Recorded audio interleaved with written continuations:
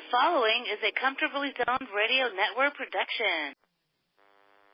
Hey, everybody. It's, on the Comfortably Zoned Radio Network, it's Ralph Tyko over there. I'm Fred Wallin, waiting for Tom Simon on Trending Topics News Radio. And as we do this show live at about 4:03 Pacific Time, 7:03 in the East on Tuesday, of course, a lot of the states, or some of the states in the East now are closing the voting. So I'm sure that Ralph's got some thoughts about the direction that the people in the United States will take our nation. So what do you think is going to happen in 4 or 5 hours? What do you think people will be saying, Ralph? Oh, boy, that's a real tough one. I see where the people have taken us so far, and I should be depressed. I'm not going to be. I really think there's an excellent chance that we're going to get, when I say we, progressive thinking folk, are going to regain at least the House of Representatives. I doubt very seriously if we're going to get the Senate, but I'll settle for the House at this point, a little checks and balances, and I think it will lead to Trump's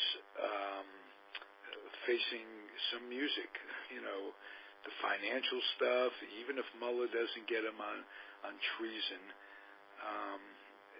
at least maybe they'll get him little by little and get him on tax evasion and what have you. But how it's going to go tonight, I just heard that Bernie is either ahead or winning handedly in Vermont, and I don't think that's a major shock. But again, it's going to be very, very difficult for the Democrats to win the Senate because of the 35 seats that are up. I think 25 of them are Democratic seats, so it's going to be awfully tough for the Democrats to take the Senate. But as far as the House is concerned, they need 23.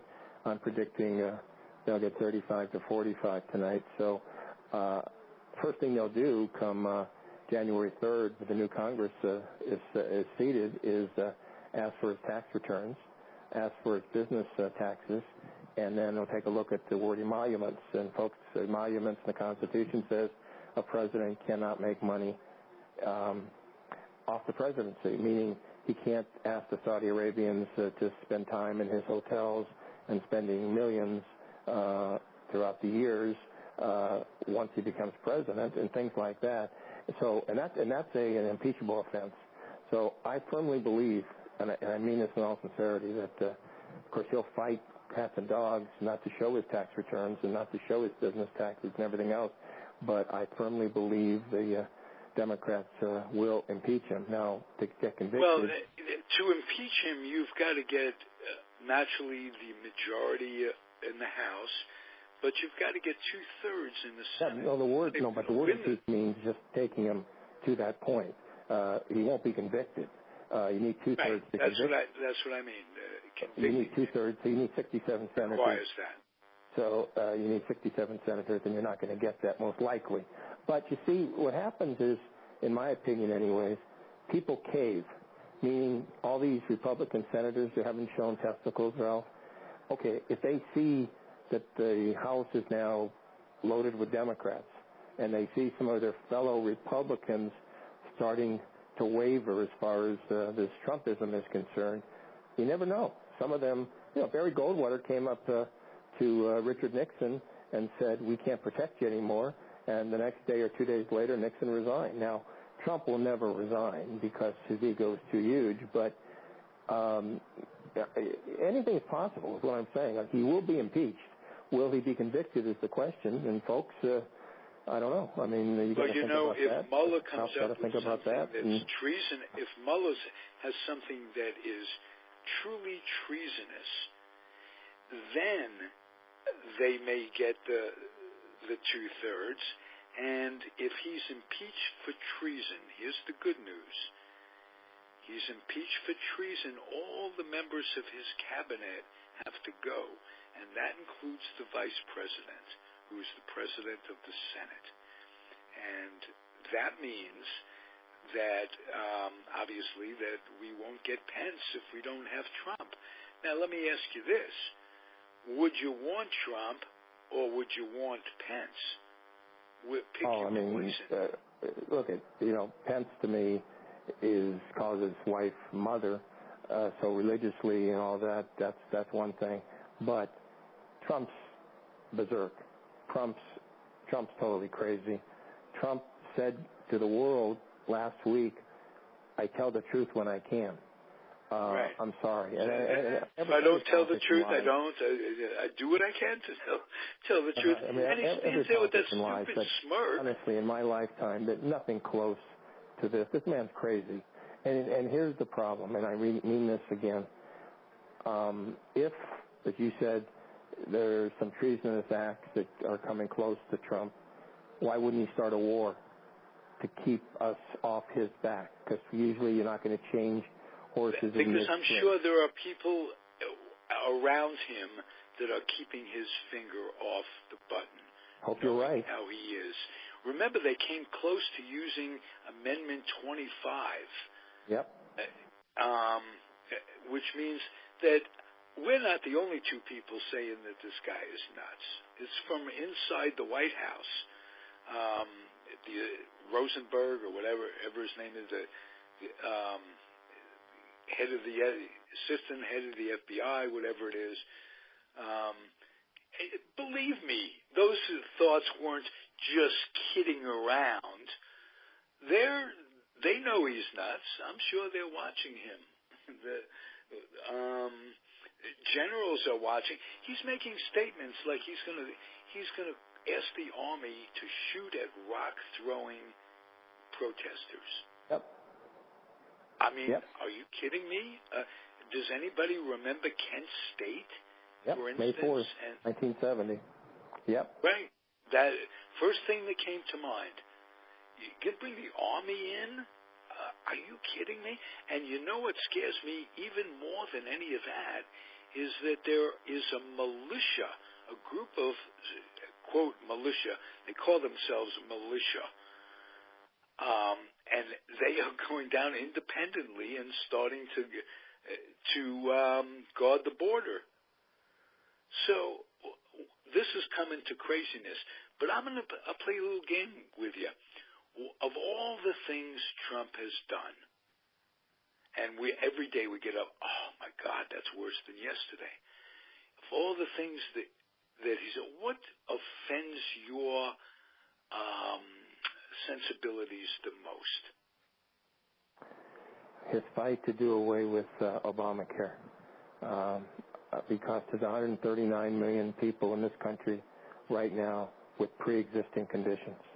And his attack on McCain after McCain was the vote no that stopped them from totally taking away and destroying Obamacare and the pre-existing. So that, to me, because that's human beings who have a choice of dying, going bankrupt, or a combination of that, whatever. Folks, what we're talking about here is that if you have a kid tomorrow, and God forbid the kid has something like cystic fibrosis or something, for the rest of his life, if the Republicans and Trump get their way, no matter what they're telling you now, you know that this is a reality. You won't be able to get insurance from the insurance company because they'll use the fact that it's pre-existing. So how many, and I saw a lady on TV last week or the week before, her daughter was in the hospital right after birth for 5 days, and it cost $3 million. She had some illness that infants get, I guess. Cost $3 million for 5 days in the hospital. Right. So there's $3 million, and then for the rest of her life, she can never get under whatever Trump, saying now that they're not going to get rid of pre-existing. How far do you really believe him? You know that's not true. Of course, well, what they're going to say is the Democrats the governors of the state side, and many of the states will vote no. That was his rhetoric the other day, and I thought, who was he talking to? Is his base of 45 IQ? Are they going on a short bus to work in a factory somewhere? What the fuck is going on where these people buy into it? How do human beings of any party except a man who will separate children from their parents and keep them in cages, and at the risk of those kids never being reunited with their parents again. How do you do that? And what do you think? The man who doesn't care except about himself. I mean, so that's no shock. I mean, there's nothing he cares about except Donald Trump, and that's never going to change. And that's what it is. These elections were right in the middle of getting the results. The press isn't the enemy of the people. In his mind, the press is the enemy of Donald Trump. That's all he cares about. Yeah, and to blame the press for it, I just don't understand his appeal to the great unwashed masses, as it were. Are people a reflection of him? Do they just vote with their pocketbook? Because if it weren't for the craziness, he's pretty much doing a better job than he's given credit for. Not that it's perfect, and not that it isn't just an extension of what Obama was doing with the economy. Getting jobs back, this, that, and the other thing. They're not union jobs. They're not jobs like they were. They're not, he wants to go back on minimum wage, which minimum wage right now, as Bernie says, isn't enough so a person can work 40 hours and support their family. It gave way to the expression working poor. That should be an oxymoron. You work 40 hours, you should live a respectable life and be able to have the niceties, and that's the way it should be. But the inequity in what upper management makes, or the ownership of business make, and what the worker makes, precludes that. And it's corporate greed, and it's just like anything else. I've always been saying all my life, there's an unholy trinity going on in this country. It's organized religion, big business, and the government. And they work hand in hand to screw the people out of everything they work for. Their savings, at the end you accumulate medical bills, people die, and the survivor goes on paying the medical bills, the doctor bill. It's crazy. It's nuts. And I'm just hoping and praying that they'll give him a referendum, or whatever the word is, at the polls, today with the results of this election. Oh, no, but he'll say that, I helped the senators, I helped the Republican senators. So there's no way to win with this guy. Let me mention. Well, there is. It doesn't matter how he accepts the results. What matters is that there are results, and they can start getting in Congress committees together to investigate, like you say, his taxes, his dealings, his accepting money from other countries. Even Cheney, and I used to think that Cheney and Bush were a part of that, Antichrist. Halliburton. Yeah, and that they were mild, but even those people, Cheney especially with Halliburton, I mean, it's a show. You put it in blind trust. You know damn well you're going to get the money back, but at least you play the game. You take the money out of your name, and hopefully you get a guy in office. He's already had billions of dollars, as you say, or however many of money. Become president, you're still worried about money?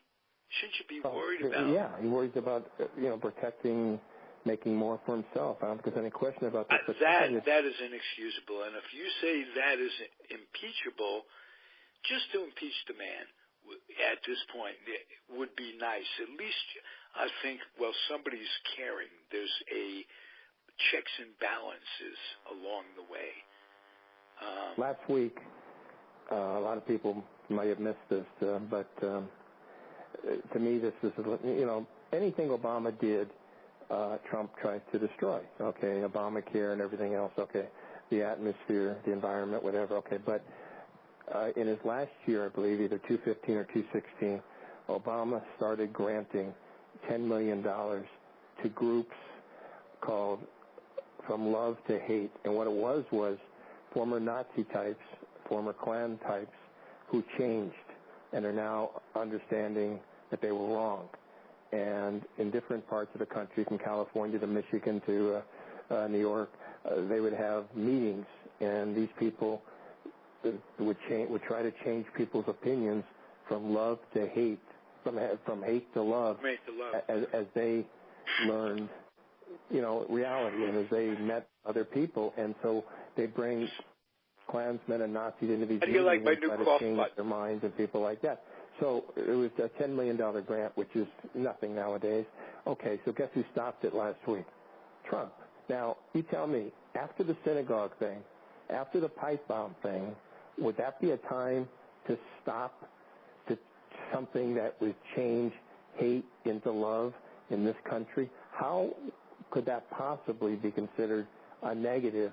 What is $10 million? How many billions did he ask for the wall? That's what I'm saying.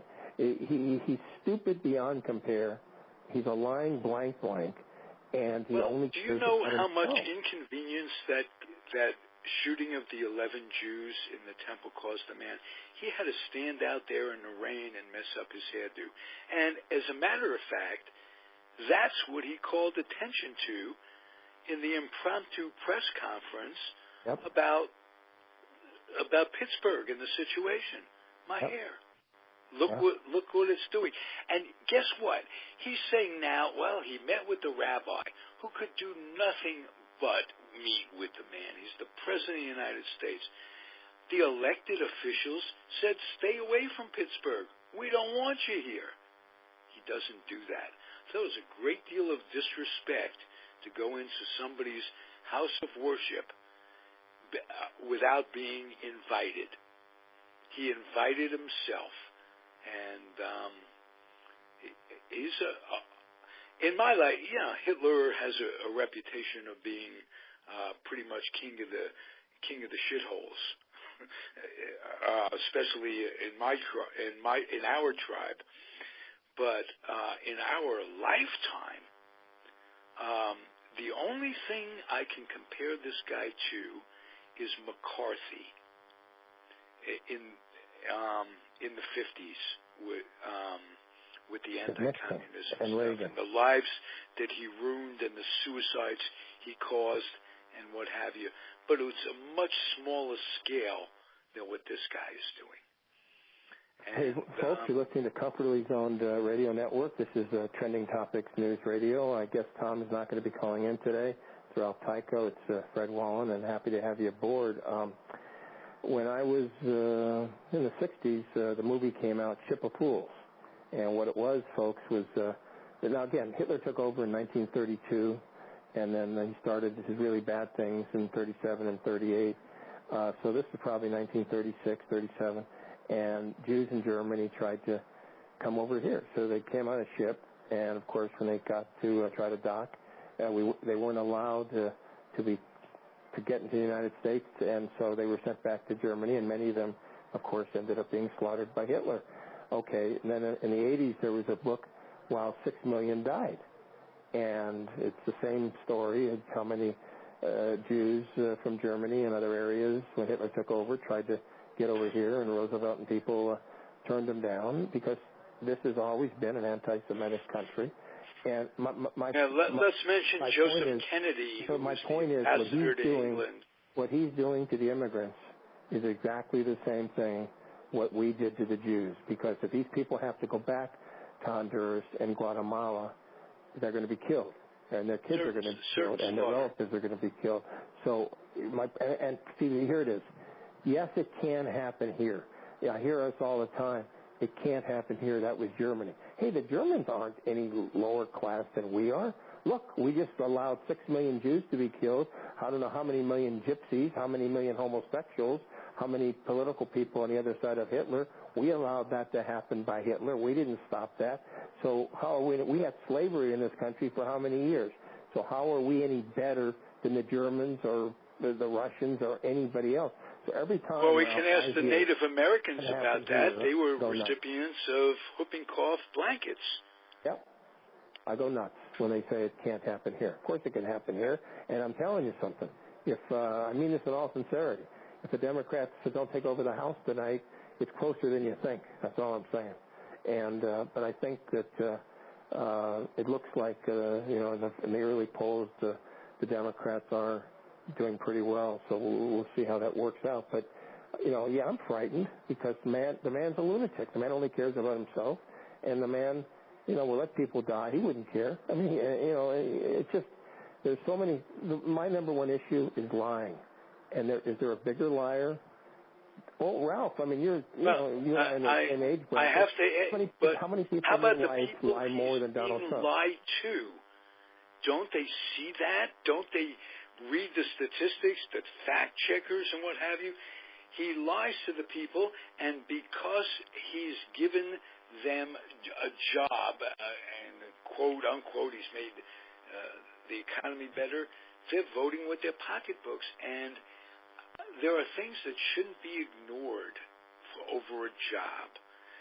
How about the EPA, what he's doing to the standards of ecology and hurting the earth irreversibly, and the jobs that one gets with no EPA, they could be breathing air that's bad, water that's foul, and it's just horrible. I apologize for our Sheltie barking, but let me just say this. I think what it is, Ralph, is this. Let's say in this country you're a family and you're making $30,000 to $40,000 a year, but things aren't going all that well for you. Okay, and you're white and you're Christian, and you have to feel you're better than somebody else. So every time Trump or the Republicans squeeze another group, a minority group, a Mexican, a Arab, a Jew, whatever the case might be, whenever somebody else is squeezed, you're getting squeezed too, but it doesn't matter to you because you feel at least they got it a little bit worse than I have it. So these people want to feel they're slightly better than somebody else, and they need to. That's why, in answer to your question, why they nod their head every time Trump talks, it's because what he's doing to the other people, to the caravan and to everybody else, that's not happening to them. So they feel like they're a little bit better than the people in the caravan, and I think that's the answer. It's just heartless human beings, but I think that's the reality.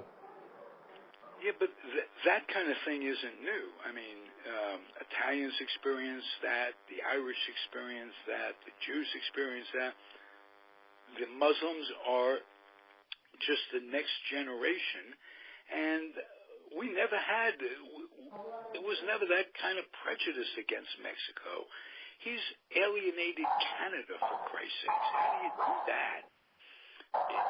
There's no question about that. Hey,